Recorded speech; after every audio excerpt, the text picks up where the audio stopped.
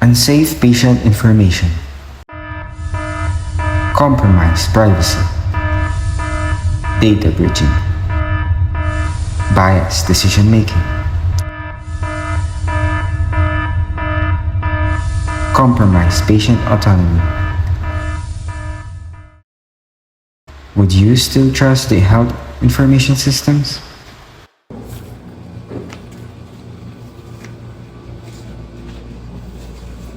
Good morning. Good morning, Doc. Thank you all for taking your time out of your busy schedules to join this meeting today. As we all know, the hospital is embracing health informatics and technology into our healthcare system, which makes it crucial for us to discuss the ethical and legal issues that arise. Ma'am Irish, can you please give us an overview regarding this situation? So as the hospital continues to integrate the more digital system into its operation, we have noticed that there are challenges related to data privacy, patient consent, and security breaches, as well as potential for biased decision-making algorithms. Thank you, ma'am. Now, how about we proceed to do a role-playing scenario so that we can have a better understanding of the legal and ethical issues that were mentioned by Ma'am Irish. I am sure our medical professionals with great work are more than willing to participate. Am I right, Ma'am Angel? Indeed, ma'am, we're willing to participate. I am a die-hard fan of Piano Pascual. Hide me with the name Anna. I hired a hacker, so when the time comes and he will be admitted to a hospital, I'll know his room number. Gladly, it was easy to hack their hospital system as their security is weak. Ben, totoo ba si Piano Pascual na-admit daw sa room 143? Punta natin. Naku Ben, totoo nga. Kaya lang may hepatitis A lang. Gusto ko sana magpa-picture kaya lang baka mahawa ko sa sakit. Naku, sino ba nag-disclose ng info? It's scary naman in this hospital. Hindi confidential yung mga records natin. Totoo yan, nabalita ko rin natin yan. Nurse Max, please gather the board for an emergency meeting. Yes, Doc. Greetings, everybody. Please sit down. I've just heard a really upsetting information. There was a serious breach in our hospital database. Medical records and other private information have been leaked. We must address this immediately. That's a serious breach, Doc Dwayne. As our health informatics specialist, can you advise us the moral and legal implications of our actions? I believe that to address this ethically is to be transparent with the afflicted patient. Thus, our first order of business is to alert the afflicted patient. Their continued faith in our hospital is dependent on our transparency. And we also need to figure out how bad the breach is and to take a prompt action to shore up our defenses. But ma'am, what if a trusted third-party vendor was to blame for the security breach? Need we hold them responsible? Yes, we need to hold them responsible. However, our first priority must be to the patient whose data have been breached, as it is our first primary responsibility to keep this information confidential. We should examine the breach together with the vendor, but ultimately it is our responsibility to protect the patient's privacy and implement a measure to prevent any similar incidents in the future.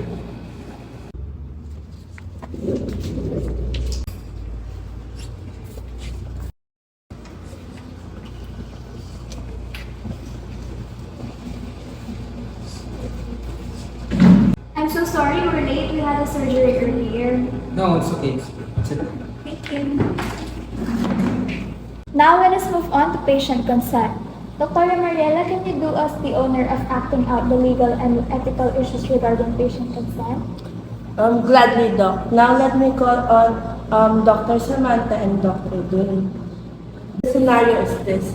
Dr. Sam will go to the hospital for her surgical procedure. And you, Dr. Dwayne, imagine as a nurse, will explain the procedure and how it is done and seek consent before conducting the operation.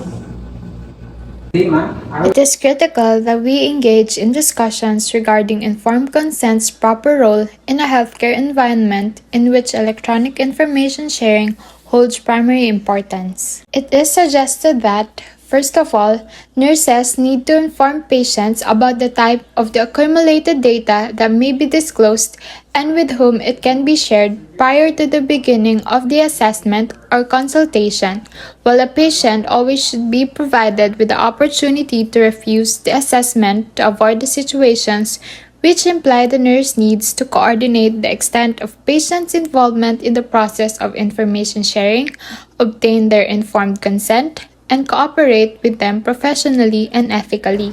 Now that you have given me all the necessary information, I'm sure to proceed with the digital assessment and give my consent. Okay, so thank you for your time. Let us just meet later in my office because there will be a conference here in 5 minutes.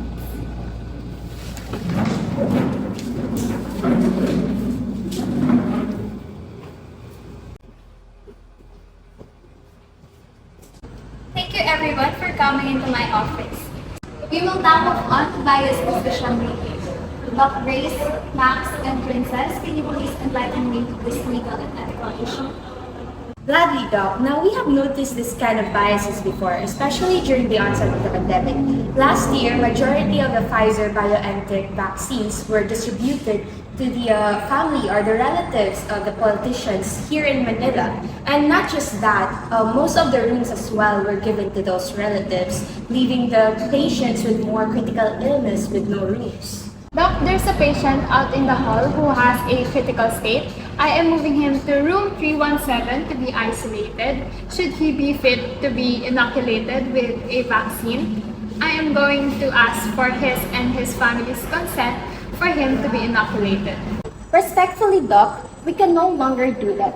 The sister of the mayor has occupied that room despite her sight, and she requested a bigger room so that she may, in her words, isolate comfortably, and has requested the resident doctor assigned to bring the best vaccine in the facility.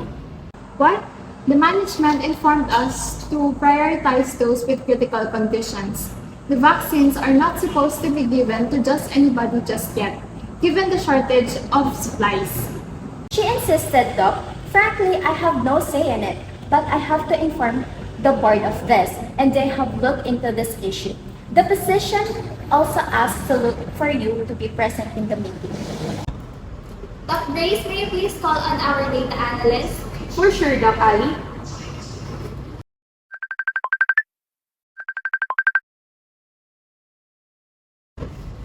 Hello, is this Mariela, our data analyst? Yes, I'm the data analyst. Alright, can you come to the physician's office right now? Okay, I'll be there. Okay, we'll be waiting for you.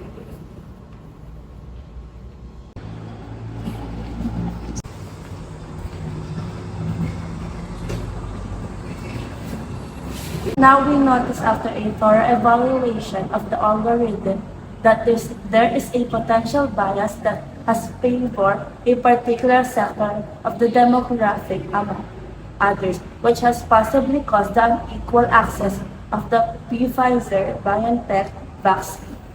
Because algorithms using perfect digital data to evaluate the health status. Algorithms are medical recipes ranging from the simple to the complex. They tell the story about people, but these stories are a tiny piece of a whole, a single chapter of a long book. They can see in a person with a context of their society, their environment, or their non-digital history. There are serious moral issues here. All patients, regardless to their socioeconomic status, should be treated fairly and have equal access to healthcare. As the patient advocate, I insist we must make swift action to counteract this prejudice. We must make things right because human lives are at stake. I agree, Doc. We must solve this matter to preserve the hospital index. Thank Thank you for that very elaborate examples, doctors. Now, as we have mentioned, addressing the legal and ethical issues, our primary goal is to prevent these problems from happening by maintaining ethical in our operations. We must always strive to remain ethical as this is our primary goal as medical practitioners. Am I right, doctors? Alright, so thank you everyone for your cooperation. I will now adjourn this meeting so that you can resume back to doing your jobs. Once again, thank you. Thank you, Doc.